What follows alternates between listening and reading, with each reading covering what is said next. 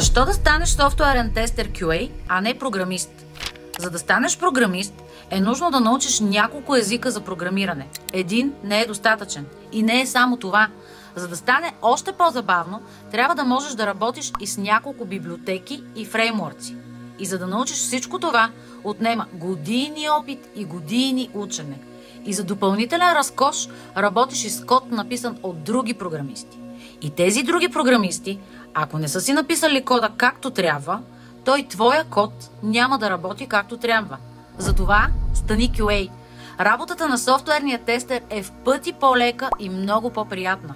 Това, което правиш, е да проверяваш дали дадена функционалност от софтуера работи правилно, пишеш си тест кейсовете и QA документацията, логваш бъгове и си свиркаш. Взимаш си голямата IT заплата, ходиш си по почивки в чужбина, усмихваш се и си гледаш живота.